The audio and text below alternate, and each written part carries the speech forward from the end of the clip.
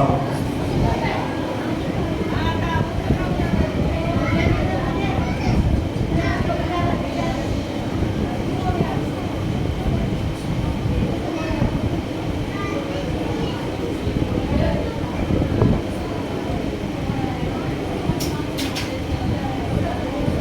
سبھی عزاداروں سے گزارش ہے ایک مرتبہ سورہ حمد اور 3 مرتبہ سورہ توحید کی تلاوت فرمانے اور اس کے بعد 3 مرتبہ درود شریف پڑھ کر میں کچھ نام ذکر کروں گا، ان کی ارواح کے لیے سارے ثواب فرمائیں۔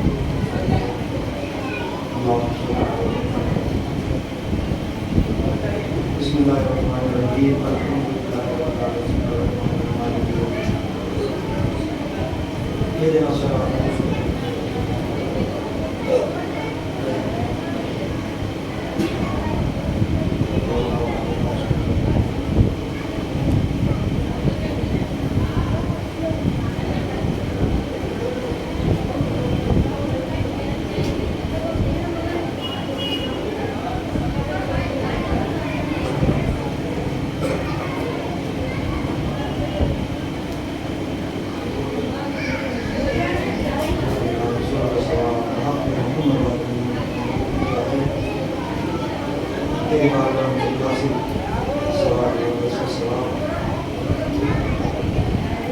ابو الحسن ابن ممتاز علی، معصوم علی ابن یوسف علی، منجابی بنت ارشاد علی، یوسف علی ابن غلام حسین، ارشاد علی ابن غلام حسین، زرینہ بی بنت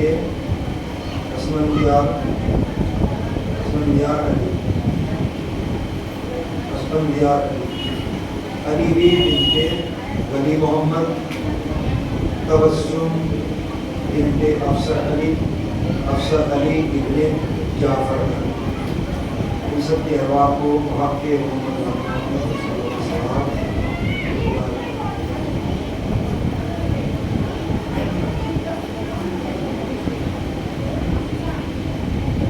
اور اس سے پہلے کہ مجلس کا آغاز ہو، میں سبھی عزاداروں کی خدمت میں ایک اعلان کر رہا ہوں۔ مجلس اذان کے فوراً بعد، یہاں کی مجلس کے فوراً بعد انشاءاللہ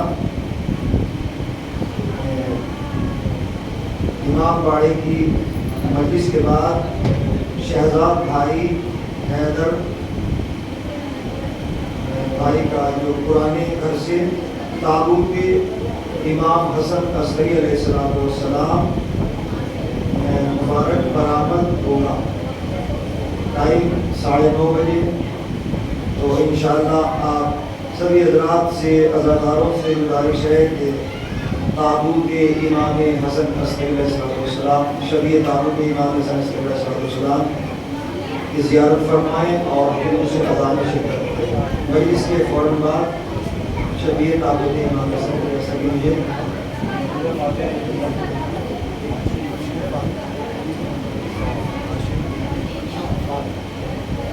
اور آپ سے گزارش ہے ایک فاتحہ ہاشم ابن فاروق صاحب کی، جن کی اہل خانہ کی طرف سے آج نظر کا مجلس کے بعد اہتمام کیا گیا ہے تمام عزاداروں کے لیے۔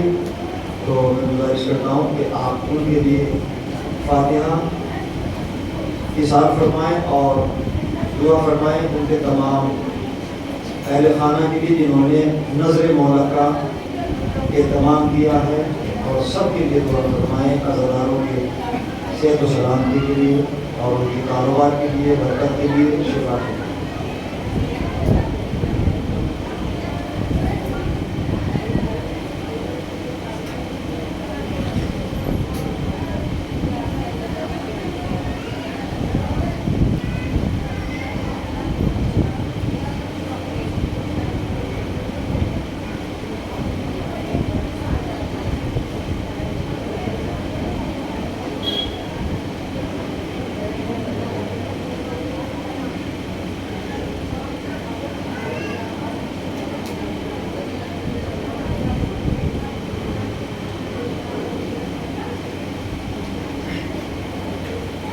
أعوذ بالله السميع العليم من الشيطان اللعين الرجيم. بسم الله الرحمن الرحيم. الحمد لله رب النور العظيم ورب الكرسي الرفيع، والصلاة والسلام على أشرف الأنبياء والمرسلين سيدنا ونبينا أبي القاسم محمد الطاهرين المعصومين المظلومين ولعنة الله على أعدائهم أجمعين. أما بعد فقد قال الله سبحانه وتعالى: بسم الله الرحمن الرحيم. ما آتاكم الرسول فخذوه وما نهاكم عنه فانتهوا واتقوا الله إن الله شديد العقاب.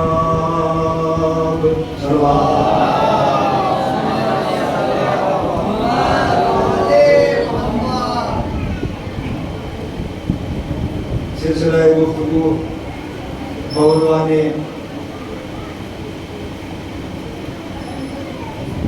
کربلا شناسی اور رسول نے ہمیں جو دیا ہے ہم نے کہاں تک اسے لیا ہے اور اس سے انکار کیا ہے، روکا ہے، کہاں تک ہم اس سے رکے ہیں۔ کل کی جو تاریخ ہے 8 ربیع الاول ایام عزا کا آخری دن، عزا کا آخری دن ہے، اور امام حسن عسکری علیہ السلام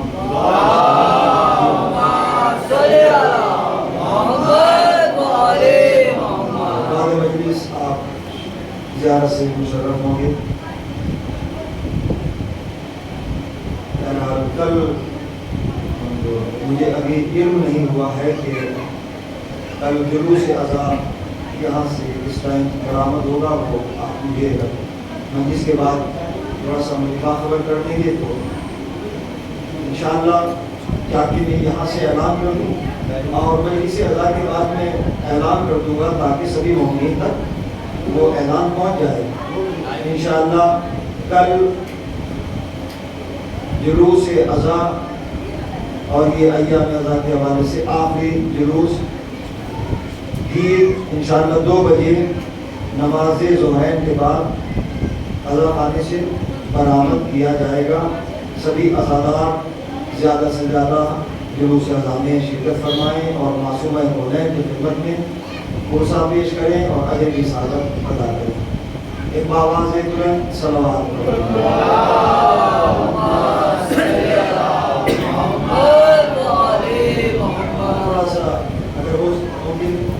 تھوڑا سا اس کا ولیوم بڑھا دیں، معمولی سا ولیوم، کیونکہ مجھے قریب ہونا پڑے گا زیادہ۔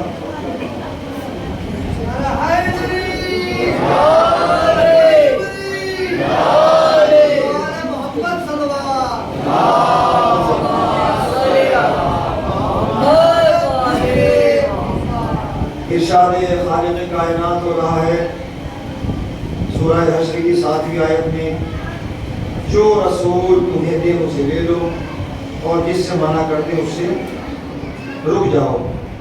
حکم رسول حکم خدا ہے اور حکم خدا واجب ہے۔ اس آیت میں امر بالمعروف اور نہی عن المنکر کی طرف اشارہ ہے۔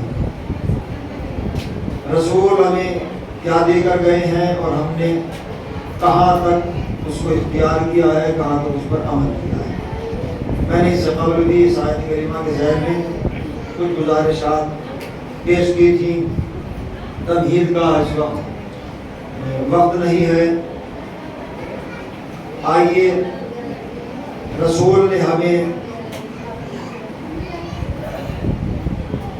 سیدھے راستے پر چلنے کے لیے، قائم رہنے کے لیے اپنے بعد 13 معصومین کو معین کیا ہے، اور ان 13 میں ایک ذات ہے معصومہ کونین حضرت فاطمہ زہرا۔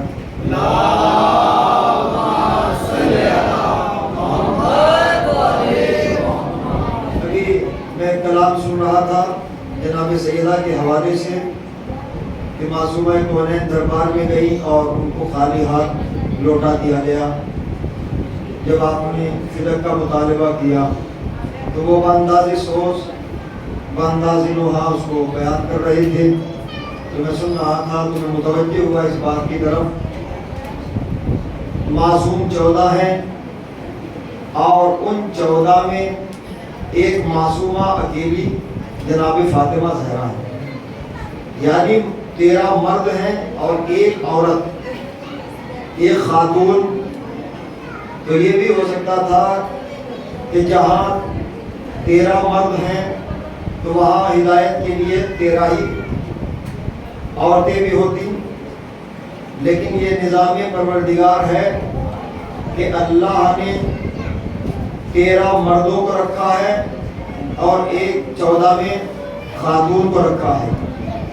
یہاں سے اندازہ لگایا جا سکتا ہے کہ اللہ اور رسول کی نظر میں معصومہ کونین حضرت فاطمہ کا مقام کیا تھا۔ پروردگار آپ کو سلامت رکھیں، تھوڑا سا مجھے طاقت مل جائے گی اگر آپ قدرے بولتے رہیں میرے ساتھ، تو میں بہت ہی، کیونکہ 9:30 بجے انشاءاللہ جو مجھے اعلان مجھ پر پہنچایا گیا ہے، میں نے آپ تک اعلان کیا ہے۔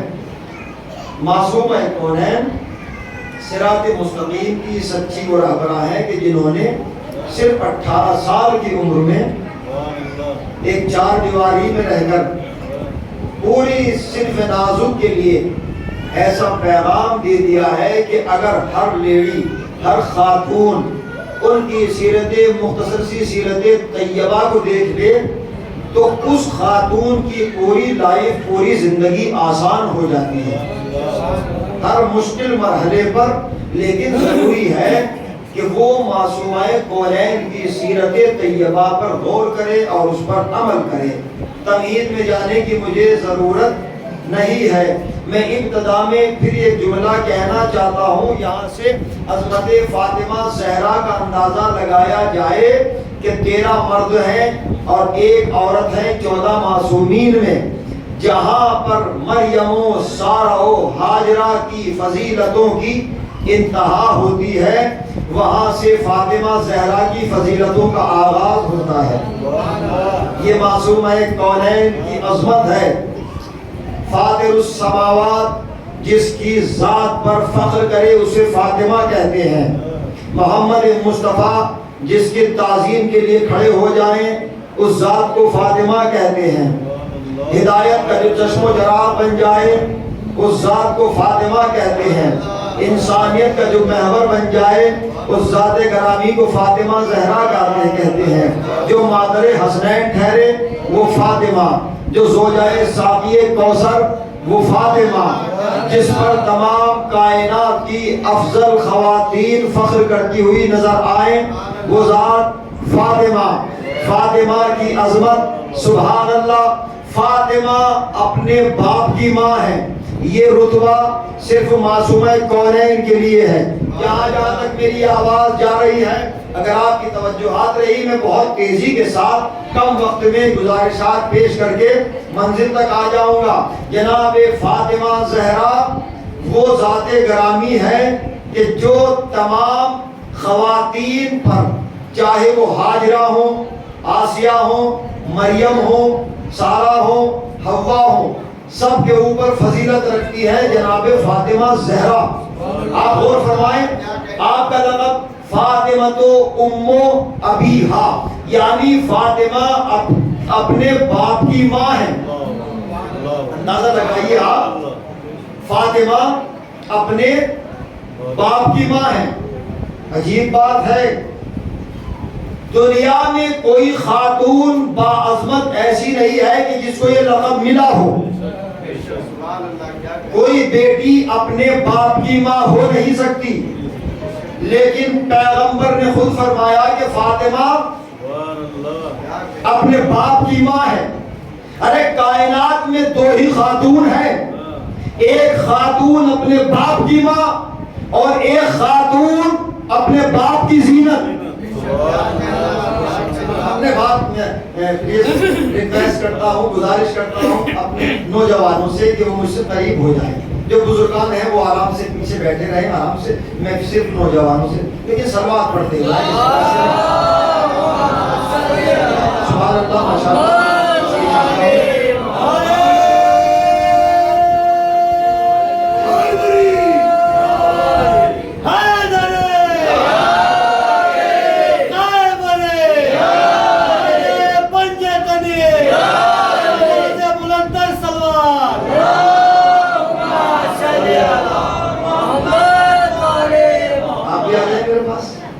آپ کو بلا رہا ہوں, محبت ہے. نعرہ حیدری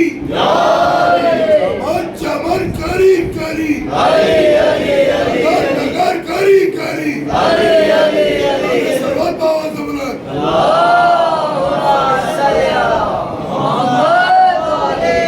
شکریہ آپ نے میری بات پر لبیک کہا, کیونکہ جتنا انسان قریب ہو جاتا ہے تو بات پہنچانے میں آسانی ہو جاتی ہے. بس میں آپ کو زیادہ تھکاؤں گا نہیں, اور اب تو ایام ازا کے حوالے سے سیکنڈ لاسٹ مجلس ہے اور کل آخری گفتگو ہوگی اس سلسلے کی. پھر انشاءاللہ حیات رہے گی, دعا کیجیے گا سب زندہ و سلامت رہیں, ملاقاتوں کا سلسلہ جاری و ساری رہے گا. اور فاطمہ زہرا, فاطمہ تو امو ابیہا, فاطمہ اپنے باپ کی ماں ہے. زین و ابن, جناب زینب اپنے باپ کی زینت ہے.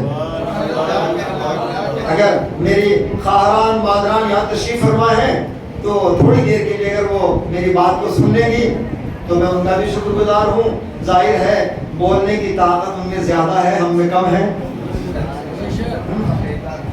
صلوات پڑھے بر محمد.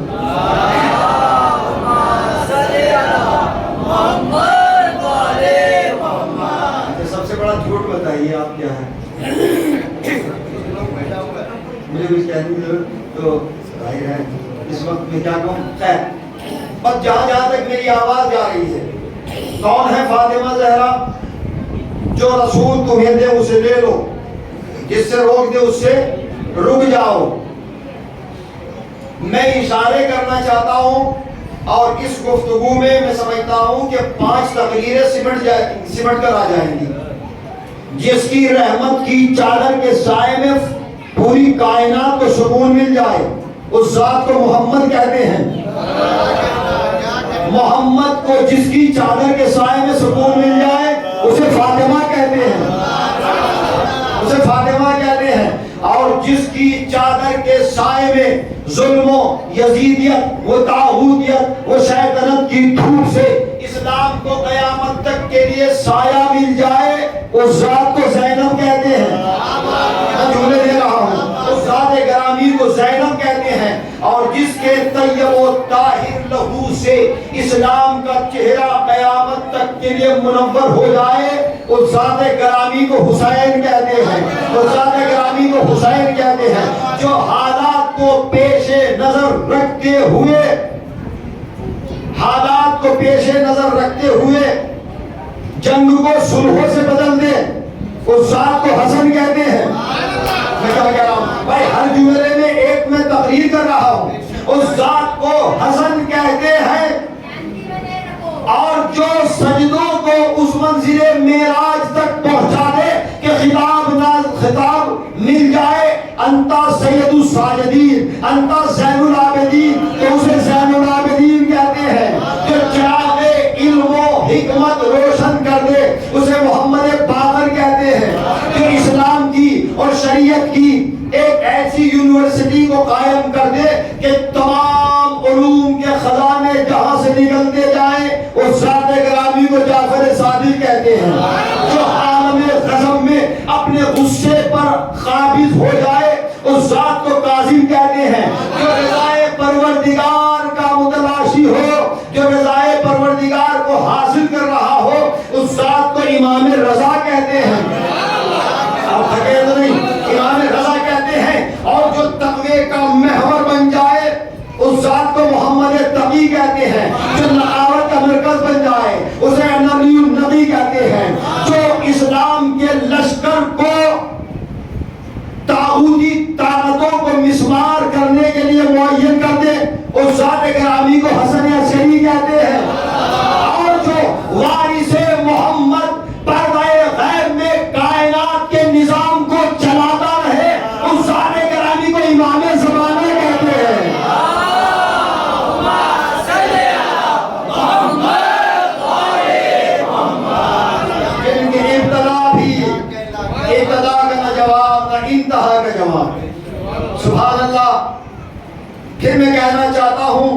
کہ کسی کی تقدیر میں ایک نہیں، ہماری تقدیر میں 14 ہے. تو جس کی تقدیر میں 14 ہو اسے ٹینشن کی کیا، اسے پریشان ہونے کی ضرورت کیا ہے؟ میں یہ کہتا ہوں کہ سب سے بڑے امیر کائنات میں ہم ہیں. سب سے بڑے امیر کائنات میں ہم ہیں. تھوڑا سا ایک کو بڑھا دیں گے تو مجھے اور آسانی ہو جائے گی. نعرہ حیدری، حیدری، پنجے بری، نعرہ بلندر سلوات.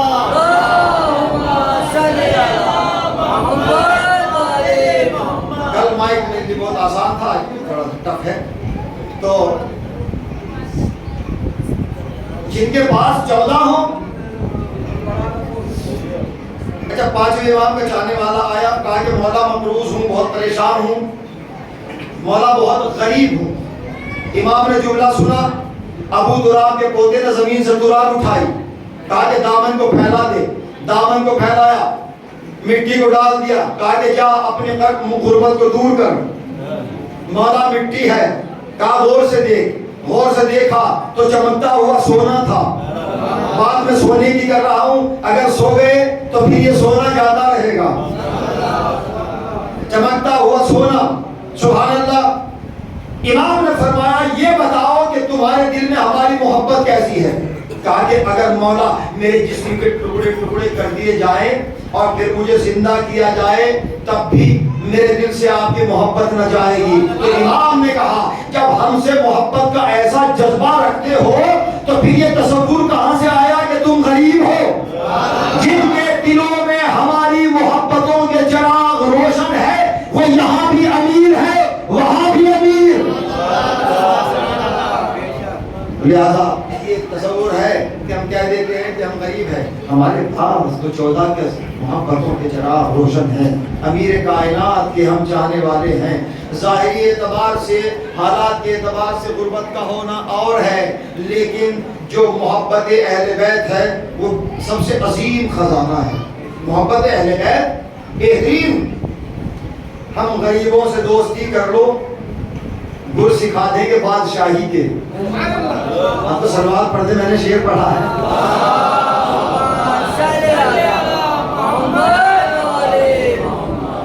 تو زین اب یہ ایک اسم مرکب ہے. جو زین اب یعنی اپنے باپ کی زینت، امو ابیہا اپنے باپ کی ماں، فاطمہ اپنے باپ کی ماں اور زینب اپنے باپ کی زینت.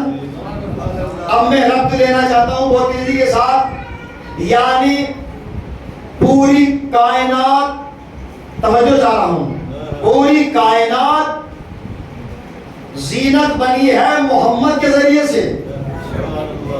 یعنی آسمان کو زینت ملی محمد سے.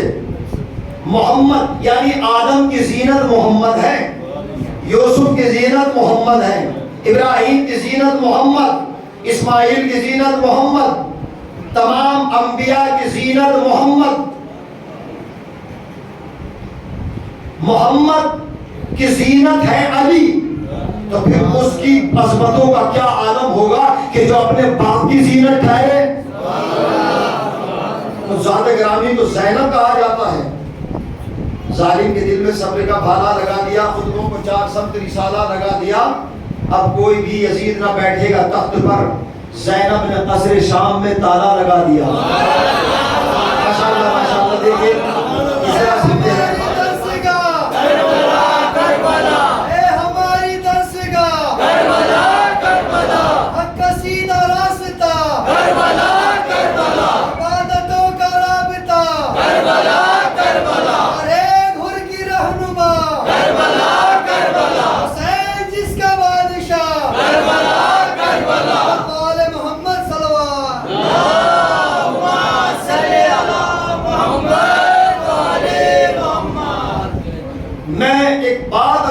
چاہتا ہوں کیونکہ آخری شب ہے.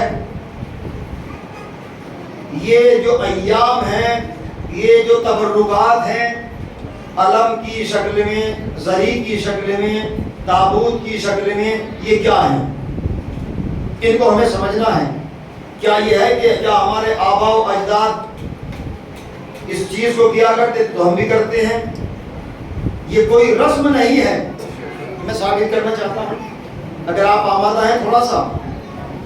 ارشاد ہوتا ہے یا ایھا الذین آمنوا لا تحلوا شعائر اللہ ولا الشہر الحرام ولا الہدی ولا القلائد. اے ایمان والو، اے ایمان والو، خطاب ایمان والوں سے ہے. اللہ بے ایمانوں سے خطاب نہیں کر رہا ہے. ایمان والوں سے، جن کے پاس ایمان ہے. کیا؟ میری نشانیوں کی تعظیم کرو. سبحان اللہ، بڑی بات ہے. نشانیوں کی تعظیم کرو. اور سنو، اس جانور کی عزت کرو، تعظیم کرو جسے تم بقرعید کے دن، تاکہ بچوں کی سمجھ میں آ جائے، بقرعید کے روز جسے تم ہماری راہ میں قربان کرتے ہو، اس کی بھی تعظیم کرو. نہیں، ارے تعظیم تو یہاں تک ہے کہ جو رسی اس جانور کے گلے میں لٹکی ہوئی ہے، چاہے وہ بھیڑ ہو، بکرا ہو، دمبا ہو، کچھ بھی ہو، اس کی بھی عزت کرو. کیا عجیب بات ہے. یعنی رسی کی بھی عزت، رسی کی بھی تعظیم. یا اللہ، ہم اس دمبے کی تعظیم کریں جسے ہم ذبح کر رہے ہیں تیری راہ میں. یہ تعظیم کا حکم کیوں ہے؟ خدا نے کہا یہ وہ دمبا نہیں ہے، لیکن اس دمبے کی نسبت اس دمبے سے ہے کہ جو اسماعیل کی قربانی کے بدلے میں آیا تھا. تھوڑا سا میرے ساتھ ہو جائے. جو اسماعیل کی قربانی کے بدلے میں آیا تھا، اس لیے تعظیم ضروری ہے. تو بات سمجھ میں آ گئی کہ اگر کوئی دمبا قربانی اسماعیل سے منسوب ہو جائے تو اس کی تعظیم واجب ہے. تو اگر کوئی گھوڑا اس ذوالجنا سے منسوب ہو جائے جس نے حسین کی نصرت کی ہے، تو اس کی شبیہ بنا کر چومنا بدعت کیسے ہو سکتا ہے؟ یہ تابوت، یہ شبیہ ذوالجنا، یہ شاعر اللہ، یہ تبرکات حسینیہ ہے. اب سوال ہوتے ہیں کہ آپ کب تک روئیں گے، کب تک گریا کریں گے؟ کب تک گریا کریں گے؟ جب تک لا الہ الا اللہ کی آوازیں بلند ہوتی رہے گی، گریا ہوتا رہے گا. کیوں؟ اس لیے کہ اللہ نے کہہ دیا ہے کہ جب جہاں جہاں میں وہاں وہاں حسین. جملے کو آپ محسوس کریں، جہاں جہاں میں وہاں وہاں حسین. تو اللہ تو پوری کائنات میں ہے، اندازہ ہی نہیں لگایا جا سکتا. یعنی آپ دیکھیں کہ حضرت عباس کا جو پرچم ہے پوری دنیا میں، وہاں تو ایک پرچم تھا حضرت عباس کا، لیکن ہاتھ سے ایک علم گر گیا مجبوری میں. کتنے ہاتھوں میں علم دے گیا جانے والا، کتنے ہاتھوں میں علم دے گیا جانے والا. جی رہے ہیں نام جو لے لے کے ہم عباس کا، حشر میں بھی جائیں گے لے کر علم عباس کا. دیکھ لو ہر گاؤں میں، ہر شہر میں، ہر ملک میں شان سے لہرا رہا ہے یہ علم عباس کا. شاید میں نے ذکر کیا ہو اس سے پہلے خمسے میں، لیکن میں اشارہ کرنا چاہتا ہوں آج دنیا حیران ہے.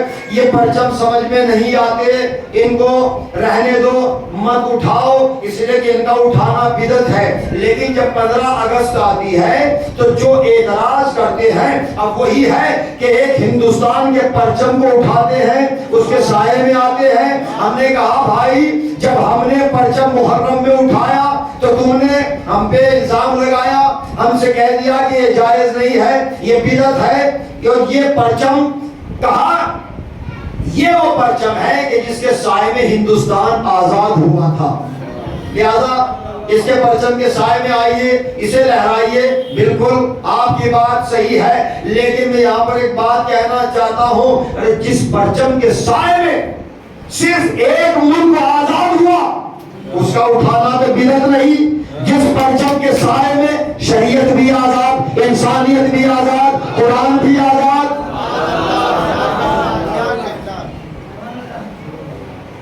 اگر آپ یہاں سے پرچم اٹھا کر، ہندوستان کا پرچم اٹھا کر سری لنکا پہنچ جائیں تو کیا گورنمنٹ اجازت دے گی؟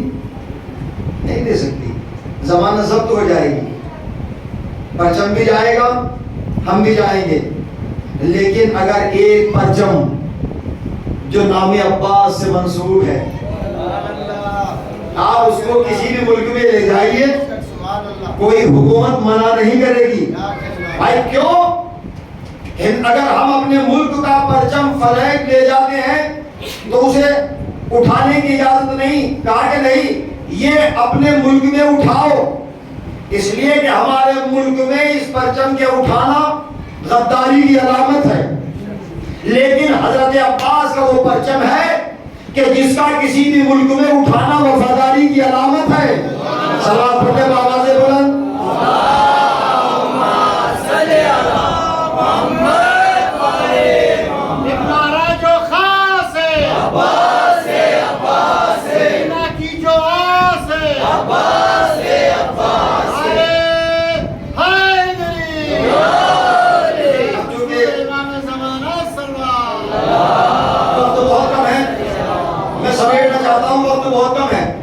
برجستہ میرا ذہن اس بات کی طرف آیا ہے کہ میں آپ نے حضرت عباس کے حوالے سے نعرہ لگا دیا, تو میں پوچھنا چاہتا ہوں, حضرت عباس کو ہم شجاعت کے اعتبار سے جانتے ہیں کہ بہت بڑے شجاع تھے, بڑے بہادر تھے, لیکن جہاں حضرت عباس شجاع تھے وہاں عظیم عالم بھی تھے. اب میں دلیل پیش کرنا چاہتا ہوں, حضرت عباس کتنے بڑے عالم تھے, جہاں جہاں تک میری آواز جا رہی ہے کتنے عظیم عالم تھے. جب حضرت عباس دنیا میں آئے تو آپ اپنی ماں کا دودھ نہیں پی رہے ہیں, گریا کر رہے ہیں, روتے جا رہے ہیں. بیٹے نے جا کر کہا بابا عباس اپنی مادر گرامی کا دودھ نہیں پیتے. امام آئے, کتنے بڑے عالم ہیں حضرت عباس, جہاں جہاں تک میری آواز جا رہی ہے. آئے, مولا کائنات نے اپنی آغوش میں, یا یہ کہا جائے کہ بہادر باپ نے شجاع بیٹے کو اپنی آغوش میں لیا, زبان مبارک کو دہن عباس میں ڈالا. عباس زبان کو چوسنے لگے. تھوڑی دیر کے بعد امام حسن آئے, کہا کہ بابا دل چاہتا ہے کہ عباس کو اپنی آغوش میں لے لوں. بہادر باپ نے بہادر بیٹے کو سخی بیٹے کی گود میں دے دیا. امام حسن نے اپنی زبان مبارک کو دہن عباس میں ڈالا. عباس زبان امام حسن کو چوستے رہے. کتنے عظیم عالم تھے حضرت عباس. ہمیں غور کرنا چاہیے, سمجھنا چاہیے. چہ جائے کہ 14 میں معصومین میں آپ کا شمار نہیں ہے, لیکن آپ کی عصمت کا پر کوئی شک نہیں کیا جا سکتا. جناب زینب کی عصمت پر کوئی شک نہیں کیا جا سکتا. آپ معصومہ ہیں, حضرت عباس معصوم ہیں. حضرت عباس زبان چوستے رہے. امام حسن آئے, کہا بھیا حسن عباس کو میرے حوالے کر دو. بس ایک مرتبہ سخی بھائی نے بہادر بھائی شجاع صابر بھائی کو دے دیا. حسین نے دہن عباس میں اپنی زبان کو ڈالا. عباس زبان کو چوستے رہے. آپ اندازہ لگائیے کتنے عظیم عالم دین ہیں حضرت عباس. امام محمد تقی علیہ السلام کا چاہنے والا. میں نے یہ اشارہ کیا تھا جامع آل نبی میں کہ جب امام حسن محمد تقی کا چاہنے والا امام کی خدمت میں آیا, آنے کے بعد کہتا ہے, توجہ چاہ رہا ہوں, سوال کرتا ہے امام سے, اور اس نے سوال کیے امام سے عربی زبان میں. جہاں جہاں تک میری آواز جا رہی ہے, امام سے عربی زبان میں سوال کیے. امام نے اسے فارسی میں جواب دیے. وہ کہتا ہے مولا آپ فارسی بھی جانتے ہیں. دیکھیں چاہنے والوں کے بھی تو مرتبے ہیں, رتبے ہیں الگ الگ. یعنی چاہنے والے نے یہ سوچا تھا کہ شاید امام فارسی زبان نہ جانتے ہو, لیکن جب اس نے سوال کیا عربی میں, امام کی زبان عربی, امام نے جواب دیا فارسی میں. کہتا ہے کہ مولا کیا آپ فارسی زبان بھی جانتے ہیں؟ امام نے فرمایا یہ بتا کہ میں تیرا کون ہوں. کہا کہ آپ میرے امام ہیں. تو امام نے مسکرا کے کہا وہ امام ہی کیسا کہ جو زبانوں کو نہ جانتا ہو. تھوڑی سی توجہ چاہ رہا ہوں میں آپ جو زبانوں کو نہ جانتا ہو، یہ کہہ کر امام نے توجہ چاہ رہا ہوں۔ حضرت عباس کتنے عظیم عالم تھے، میں دلیل پیش کرنا چاہتا ہوں۔ امام محمد تقی علیہ السلام نے کہا کہ اگر میں چاہوں تو تجھے 70 زبانوں کا عالم بنا سکتا ہوں۔ حیرت کے دریا میں ڈوب گیا، حیرت کے دریا میں ڈوب گیا، لیکن امام نے جہاں کہا ہے وہاں ثابت بھی کیا ہے۔ بس ابو تراب کے وارث نے سینہ تراب سے ایک سنگریزہ اٹھایا، اٹھانے کے بعد اپنی زبان پہ رکھا، اپنے لعاب دہن سے تر کیا، تر کرنے کے بعد کہا ابو ہاشم اسے اپنی زبان پر رکھ کر چوسو، اپنی زبان پر رکھ کر چوسو۔ ابو ہاشم نے امام محمد تقی کے لعاب دہن سے تر سنگریزے کو چوسا۔ اس امام نے کہا اے ابو ہاشم، ہم نے تمہیں 70 زبانوں کا عالم بنا دیا۔ میں نے فضیلت کا جملہ کہا ہے، ہم نے تمہیں 70 زبانوں کا عالم بنا دیا۔ بات سمجھ میں آ گئی۔ ایک لمحے میں امام نے 72 زبانوں کا عالم بنا دیا، 70 زبانوں کا عالم بنا دیا۔ تو میں جملہ کہنا چاہتا ہوں، جب امام کے لعاب دہن سے تر سنگریزے کو چوس کر ایک امام کا صحابی 70 زبانوں کا عالم بن سکتا ہے، تو جس عباس نے پیدا ہوتے ہی 3 اماموں کی زبان چوسی ہو، صلوات بر محمد و آل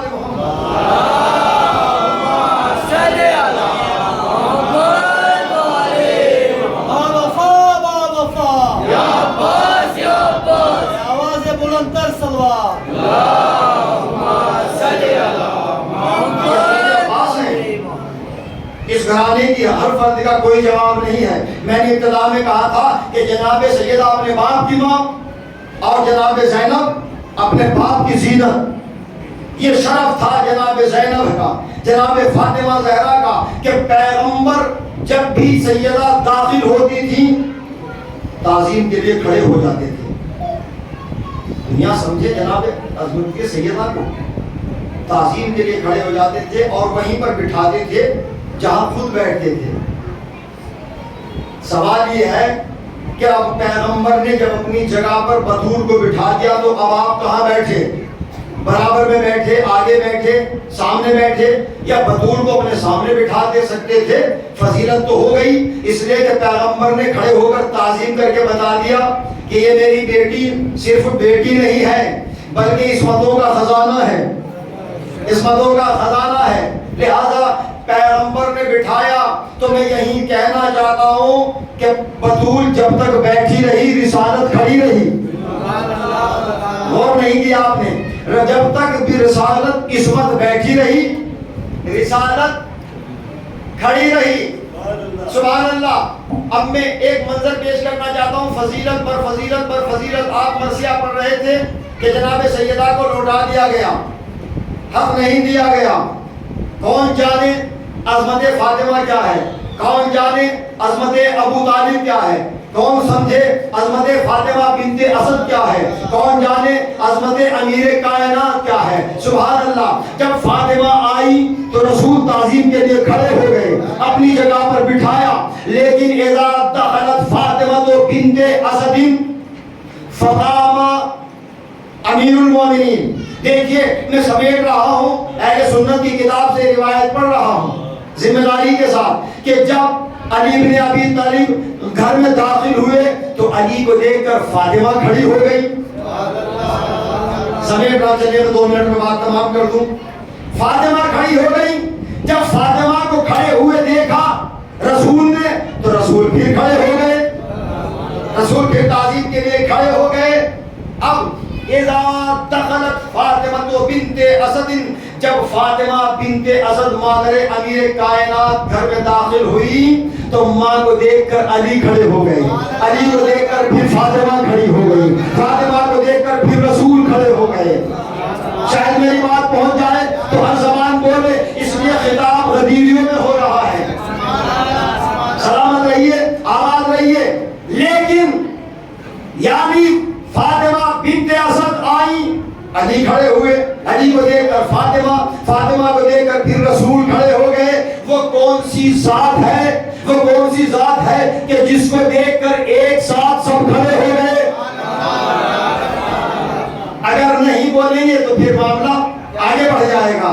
اذا دخل عمران فی بیت رسول اللہ فقاموا كلهم، یہ ہے عظمت جناب ابو طالب کی۔ کیسے ابو طالب خانہ محمد میں داخل ہوئے تو محمد بھی کھڑے ہو گئے، فاطمہ بھی کھڑی ہو گئی، علی بھی کھڑے ہو گئے۔ جملہ کہنا چاہتا ہوں، جس کی آمد پر رسالت، امامت، عصمت کھڑی ہو جائے، اس ذات گرامی کو فاطمہ بنت اسد کہتے ہیں، اور جس کی آمد پر رسالت و عصمت و امامت و فلاح و بلاغت و کمالات کا مجسمہ سب ایک ساتھ کھڑے ہوتا ہے، اس ذات کو ابو طالب کہتے ہیں۔ ذات گرامی کو ابو طالب کہتے ہیں۔ یہ عظمت ہے حضرت ابو طالب کی، یہ عظمت ہے جناب فاطمہ زہرا کی۔ اس لیے پیغمبر نے فرمایا تھا انا فاطمہ بابھا بابی، کہ فاطمہ کا دروازہ میرا دروازہ ہے، فاطمہ کا دروازہ میرا دروازہ ہے۔ یہ حدیث بھی اہل سنت کی کتاب سے میں پڑھ رہا ہوں، میرا دروازہ ہے۔ نبی کو غصہ نہیں آتا تھا، بس نبی کو غصہ نہیں آتا تھا۔ جس راستے سے گزرتے تھے، کاش کہ میرے پاس وقت ہوتا، 9:13 ہو چکے ہیں اور 9:30 بجے تک کا مجھے ٹائم دیا گیا ہے۔ سمیٹ رہا ہوں، بس 2 فکرے آپ تک پہنچانا چاہتا ہوں، جہاں تک میری آواز جا رہی ہے۔ انا فاطمہ بابھا بابی، کہ بے شک فاطمہ کا دروازہ میرا دروازہ ہے۔ حضور کو غصہ نہیں آتا تھا، آپ راستوں سے گزرتے تھے، نجاستیں ڈالی گئی، پریشان کیا گیا، لیکن غصہ نہیں کیا۔ کیوں؟ چاہتے ہیں کہ صراط مستقیم پر قائم ہو جائے۔ ہمارے رسول مجسمہ اخلاق و کردار ہیں، کبھی غصہ نہیں آیا۔ ایک میسج دینا چاہتا ہوں، کبھی غضبناک نہیں ہوئے۔ اس حدیث کو آپ ذہنوں میں رکھیں گے تو بات پہنچ جائے گی، مجھے آسانی ہو جائے گی، اور اس کے بعد مصائب کی منزل ہے۔ اذا انا فاطمہ بابھا بابی، فاطمہ کا دروازہ میرا دروازہ ہے۔ سبحان اللہ، فاطمہ کا دروازہ میرا دروازہ ہے۔ نبی کو غصہ نہیں آیا، لیکن ایک مقام پر پیغمبر کو غصہ آیا، اور اتنا غصہ آیا آپ اندازہ لگائیے کہ جب میدان خندق میں اسلام کے دشمن عمر بن عبدود نے نیزہ پھینکا در خیمہ رسول پر، وہ نیزہ آیا تو نبی نے دیکھا اتنی بڑی گستاخی کی گئی، تو نبی نے کھڑے ہو کے کہا من لحاظ الکلب، کون ہے جو اس کتے کا مقابلہ کرے؟ کون ہے جو اس کتے کا مقابلہ کرے؟ نبی یہ بھی کہہ سکتے تھے کہ کون ہے اس ملعون کو دیکھے، کون ہے اس بزدل کا مقابلہ کرے، کون ہے جو اس فاجر کا مقابلہ کرے۔ نہیں، آپ نے کہا کہ کون ہے جو اس کتے کا مقابلہ کرے۔ سب نے لکھا۔ پیغمبر کو جلال کب آیا، غصہ کب آیا؟ جب نبی کے دروازے پر کسی نے حملہ کیا۔ کاش کہ یہ بات پہنچ جائے تو پوری تقریر کو میں سمیٹ دوں گا اسی جملے کے اندر۔ یعنی جناب پیغمبر کی حدیث ہے فاطمہ کا دروازہ میرا دروازہ، فاطمہ کا دروازہ میرا دروازہ، میرا دروازہ فاطمہ کا دروازہ۔ بات سمجھ میں آ گئی، اس میں کوئی پیچ و خم کی بات تو ہے نہیں، بات واضح ہے۔ اگر کوئی نبی کے دروازے پر حملہ کرے تو نبی اسے کتا کہہ رہے ہیں۔ میں کہتا ہوں غدیروں میں بات ہو رہی ہے۔ اگر نبی کے دروازے پر کوئی اسلام کا دشمن حملہ کرے تو نبی اسے منسوب کرتے ہیں اس نجس جانور کی طرف۔ ارے بات سمجھ میں آ گئی، نبی کا دروازہ فاطمہ کا دروازہ ہے، نبی کے دروازے پر حملہ کرنے والا جانور تو جو نبی کی بیٹی کے دروازے کو جلا دے، خود فیصلہ کیجئے۔ تو میں یہی کہتا ہوں کہ کچھ بھی ہو لیکن اچھا اور صحیح انسان نہیں ہو سکتا، اس لیے کہ در بطول جس پر رسول آ کر سلام کر رہے ہیں، جب نماز پڑھنے کے لیے آتے ہیں تو پہلے خانہ بطول میں آتے ہیں، لباس چینج کرتے ہیں، سر پہ امامہ رکھتے ہیں، پیراہن مزین کرتے ہیں، آبادوش پر ڈالتے ہیں، پھر مسجد میں نماز پڑھنے کے لیے جاتے ہیں۔ اب نماز سے فارغ ہونے کے بعد نبی کو چاہیے کہ اپنے گھر چلے جائے، لیکن سبحان اللہ نبی نماز سے فارغ ہو کر بھی پھر خانہ فاطمہ میں آتے ہیں، جہاں تک میری آواز جا رہی ہے آپ داد دیں یا نہ دیں مجھے کوئی ٹینشن نہیں ہے، لیکن میری بات پہنچ جائے، بس آپ کی محبتوں کا طالب ہوں۔ مولا آپ سب کو سلامت رکھے۔ پیغمبر نماز سے فارغ ہوئے، پھر خانہ بطول نماز کے لیے جائے تو ابتدا بھی خانہ بطول، فارغ ہو کر آئے تو انتہا بھی خانہ بطول۔ نبی نے فرمایا الصلاۃ معراج المومن، نماز مومن کی معراج ہے، نماز مومن کی بلندی ہے۔ لیکن نبی نے فرمایا، اعلان کیا، یعنی جا کر اور آ کر خانہ فاطمہ میں کہ اگر تم اپنے سجدوں کو معراج دینا چاہتے ہو، اپنی نمازوں کو بلندی دینا چاہتے ہو تو ابتدا بھی فاطمہ ہو، انتہا بھی فاطمہ۔ تو پھر اگر کسی کے بطول کے حق کو غصب کر لیا جائے تو پھر لاکھوں سجدے کر لیے جائیں، لاکھوں حج کر لیے جائیں، تو پھر بطول تو نبی کی بیٹی نہیں بلکہ عصمتوں کا محور ہے، اپنے باپ کی ماں ہے۔ یہ فاطمہ زہرا ہے کہ جو کتنی اماموں کی ماں ٹھہرے، فضیلتوں کا سمندر۔ میں ایک بات کہنا چاہتا ہوں، جناب فاطمہ زہرا نے کبھی مولا کائنات سے تمنا نہیں، کوئی بھی زندگی میں۔ اس دور میں آپ دیکھیں کہ کتنی تمنائیں کی جاتی ہیں۔ اگر ہم معصومہ کونین کی سیرت پر عمل پیرا ہو جائیں تو ہماری زندگی کامیاب ہو جائے۔ آئیے اہل عزا، وقت نہیں ہے میرے پاس، انشاءاللہ پھر کسی موقع پر آپ نے بڑی محبتوں سے نوازا۔ جناب فاطمہ زہرا نے کبھی تمنا نہیں کیا، بس جب مولا نے کہا، جب آپ شدید بیمار ہوئی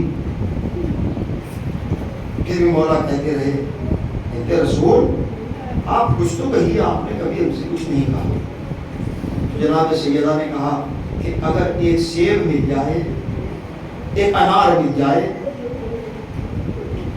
موسم انار کا نہیں تھا، علی کے لیے در خیبر اکھاڑنا آسان تھا، لیکن اس غیر موسم میں ایک انار کو حاصل کرنا بڑا مشکل تھا۔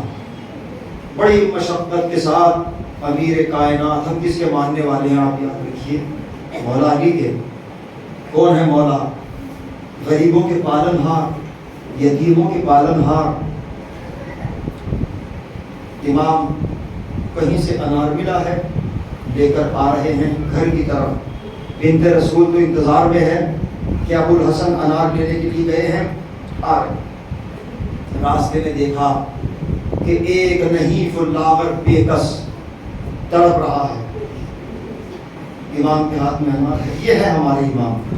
یہ دیکھنا ہے ہمیں کہ ہمارا کوئی پڑوسی کس عالم میں ہے اور ہم کس عالم میں ہیں۔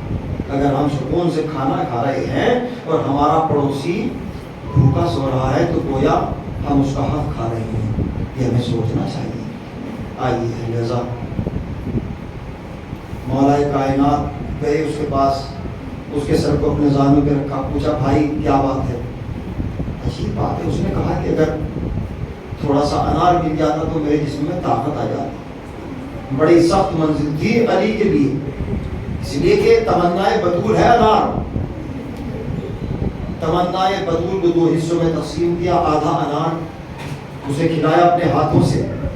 اب امام چاہتے تو چلے جاتے، آدھا انار جناب سیدہ کے لیے، لیکن نہیں، کیونکہ برجستہ بات یاد آ گئی، آدھا انار ہاتھ میں ہے۔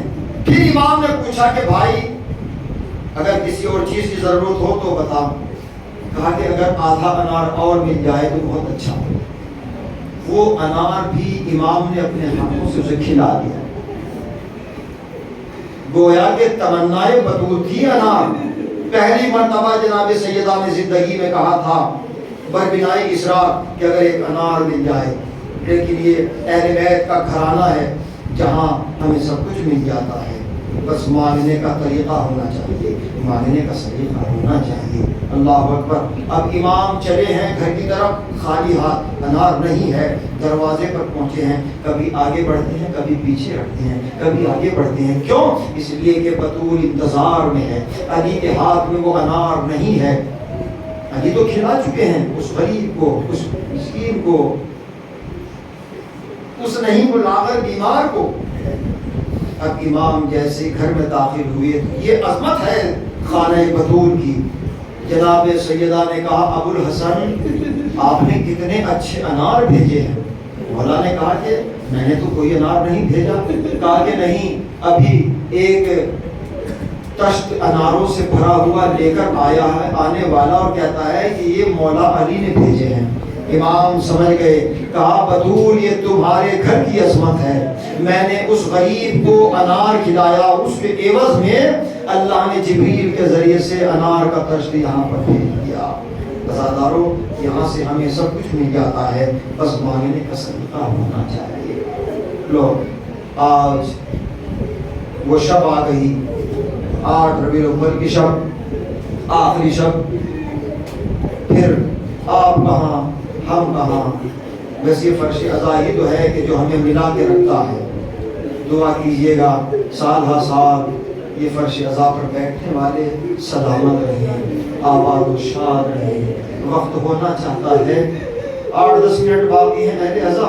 میں چاہوں گا کہ 8-10 منٹ کے اندر اپنی گفتگو کو سمیٹ دوں، اس کے بعد انشاءاللہ جلوس عزا آئے گا۔ آپ شبیہ تابوت امام حسن عسکری علیہ السلام کی زیارت سے مشرف ہوں گے۔ میں نے جہاں سے بیان چھوڑا تھا، دیکھیے جب چہلم منایا ہے جناب زینب نے، میں نے کوئی تمید نہیں باندھی ہے مسائل کے لیے، تو اپنے بھائی کی قبر ایسے پہنچی ہے کہ جیسے کوئی بچہ کونیوں کے بل چلتا ہے۔ تعویذ قبر پہ ہاتھ رکھا، بھیا سکینہ زندان شام میں مر گئی، بھیا جب تک زندہ رہی سکون سے نہیں سوئی، بھیا ہر منزل پر تمہیں یاد کرتی تھی۔ پروردگار جو بیمار ہیں ان مسائل کے صدقے میں ان کو شفا عطا فرما۔ پروردگار جو قید و بند کی حالت میں زندگی گزار رہے ہیں، پروردگار اس ذکر کے صدقے میں ان کو رہائی عطا فرما۔ جو مقروض ہیں ان کا جلد از جلد قرض عطا فرما، جو بے اولاد ہیں ان کو اولاد عطا فرما، جو پریشان حال ہے پروردگار اس بستی کو نظر بد سے محفوظ رکھنا۔ جہاں جہاں پر محبان اہل بیت زندگی گزار رہے ہیں ان کو آفات و بلایات سے محفوظ فرما۔ اجرکم علی الزہرا۔ عزادارو، جناب زینب نے مرثیہ پڑھ دیا۔ زینب علی کی وہ شیر دل بیٹی ہے، وہ بہادر بیٹی ہے کہ جس نے اپنے بیٹوں کا ماتم نہیں کیا۔ نہیں، جب دونوں بیٹوں کے جنازے آئے ہیں تو درمیان میں بیٹھ کر ایک ہاتھ اوہن کے لاشے پہ رکھا تھا، دوسرا ہاتھ محمد کے لاشے پہ رکھا تھا۔ کہا پروردگار میری قربانی قبول ہو گئی، تیرا شکر ہے۔ یہ زینب ہے کہ جو اپنے بیٹوں کے لاشوں پر خدا کا شکر کر رہی ہے۔ ہر منزل پر حسین کو روئی ہے جناب زینب، لاکھوں سلام جناب زینب پر۔ لیکن عزادارو، زینب جہاں حسین کی بہن ہے وہاں اپنے بیٹوں کی ماں بھی تو ہے۔ جب قبر حسین پر مرثیہ پڑھ چکی تو جناب زینب نے کہا بیٹا سجاد مجھے میرے عباس کی قبر پر بھی پہنچا دو۔ اجرکم علی الزہرا، مجھے عباس کی قبر تک پہنچا دو۔ جب حضرت عباس گھوڑے پر سوار ہوتے تھے تو زینب فخر کرتی تھی کہ میرا غازی عباس کتنا طویل القامت ہے۔ آپ کے پائے مبارک زمین پر خط کھینچتے جاتے تھے، لیکن مصائب کو محسوس کیا جاتا ہے، اور آپ نے محسوس کر لیا، آپ کا دل رو رہا ہے، آپ کی آنکھیں اشک بہار ہیں، آپ کی صدائے گریہ قریب ہے کہ بلند ہو جائیں۔ لو عزادارو، وہ وقت بھی آتا ہے۔ امام زین العابدین یعنی حضرت عباس طویل القامت تھے، گھوڑے پر سوار ہوتے تھے تو زینب کہتی تھی میرا بھائی کتنا خوبصورت لگ رہا ہے، کتنا طویل القامت ہے، حضرت عباس۔ لیکن غربت کا ایک عالم میں پیش کرنا چاہتا ہوں، اگر برداشت کر پائیں۔ جناب زینب نے کہا بیٹا سجاد جب اپنے بھائی حسین کی قبر پر مرثیہ پڑ چکی، بیٹا مجھے میرے عباس کی قبر تک پہنچا دو، مجھے میرے عباس کی قبر تک پہنچا دو۔ سنیے گا اہل عزا، حضرت عباس نے، جناب امام سجاد نے جناب زینب کے بازو کو پکڑا، پکڑنے کے بعد فرات کی طرف چلے، چلتے چلتے ایک مقام پر رکے۔ جملہ میں رک کر کہہ دوں، کاش یہ جملہ دلوں تک پہنچ جائے، پھر مجھے کہنے کی کچھ ضرورت نہیں رہے گی۔ اہل عذاب جیسے ہی امام سجاد جا رہے تھے تو ایک مقام پر رکے، ایک چھوٹی سی قبر دیکھی، جیسے کسی بچے کی قبر ہوتی ہے، رک گئے اور اس چھوٹی سی قبر کو دیکھ کر کہا السلام علیکم یا اماں، اے میرے چچا آپ پر میرا سلام۔ زینب نے امام سجاد کی طرف دیکھ کر کہا بیٹا بیٹا، چھوٹی سی قبر کو دیکھ کر چچا کو سلام کر رہے ہو، مجھے میرے بھائی عباس کی قبر تک لے جاؤ۔ امام سجاد نے فرمایا بھوپی اماں یہی تو میرے چچا عباس کی قبر ہے۔ زینب نے کہا میرے بھائی میرے بیٹا سجاد، ایسا محسوس ہوتا ہے جیسے یہ کسی بچے کی قبر ہے۔ میرا عباس اتنا طویل القامت تھا، جب گھوڑے پر سوار ہوتا تھا پیر زمین پر خط کھینچتے جاتے تھے۔ کہا کہ ہاں بھوپی اماں آپ نے صحیح فرمایا، لیکن جب ہمیں 11 محرم کو قیدی بنا کے لے جایا جا رہا تھا، اس کے بعد دشمنوں نے حکم دیا تھا کہ میرے چچا عباس کی لاش کو گھوڑوں کی ٹانپوں سے پامال کر دو۔ میرے چچا عباس کے لاشوں کو ٹکڑے ٹکڑے کر دیا گیا۔ میں اعزاز امامت 12 محرم کو آیا، میں نے اپنے چچا عباس کی لاش کے ٹکڑوں کو جمع کیا۔ میرا بیان آسان، آپ کو سن لینا آسان، زینب پہ کیا گزری ہوگی؟ اگر کوئی بچہ مر جاتا ہے تو اس کی چھوٹی سی قبر ہوتی ہے۔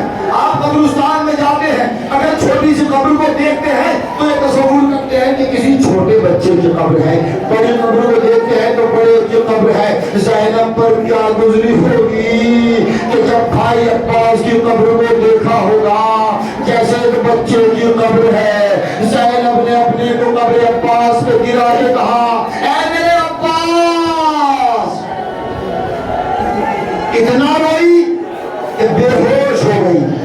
بس بتا رہو، آپ صاحبان اولاد میں سے، صاحبان اولاد یہاں پر موجود ہیں، مائیں بہنیں یہاں پر موجود ہیں، محسوس کریں کہ زینب کی شیر دل بیٹی کا نام ہے۔ زینب جہاں اپنے بھائی کی بہن ہے، علی کی بیٹی ہے، وہاں اپنے بیٹوں کی ماں بھی ہے، لیکن کربلا سے کوفہ اور کوفہ سے شام تک زینب نے کبھی اپنے بیٹوں کا ماتم نہ کیا۔ ہر منزل پر حسین کو روئی، ہائے میرا حسین پیاسا مارا گیا، ہائے میرا بھیا پیاسا قتل کیا گیا۔ اہل عزا جب اسیران کربلا چیلوں مرانے کے بعد مدینے میں پہنچے، ساری روایت میں نہیں پڑھ سکتا آج، بس ایک جملہ سن لے، جناب زینب جہاں اپنے بھائی حسین کی بہن ہے، وہاں اپنے بیٹوں کی ماں ہے، ہر منزل پر حسین کا ماتم کیا۔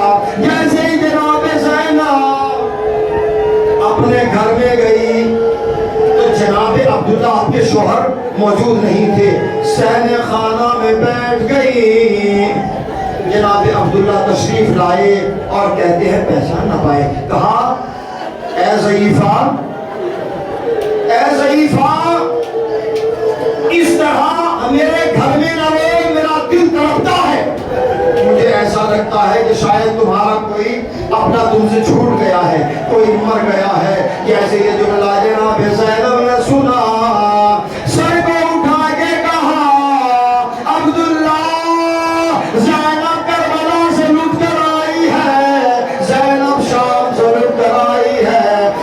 عبداللہ نہ پہچانا.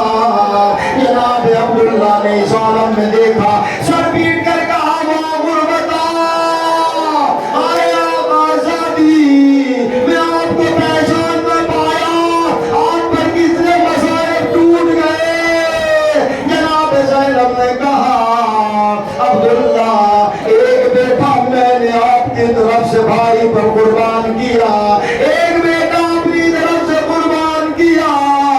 سارے واقعات بیان کیے, جملہ کہا اے میرے بھائی, اے عبداللہ میں نے اپنے بچوں کا کبھی ماتم نہیں کیا, ہر منزل پر اپنے حسین کو روتی رہی, لیکن آج میری ممتا تڑپ رہی ہے. بس ایک مرتبہ عبداللہ سے کہہ دیا کہ مجھے سہارا دے دو تاکہ میں اس روم تک کمرے تک پہنچوں جہاں پہ میرے اور محمد سویا کرتے تھے.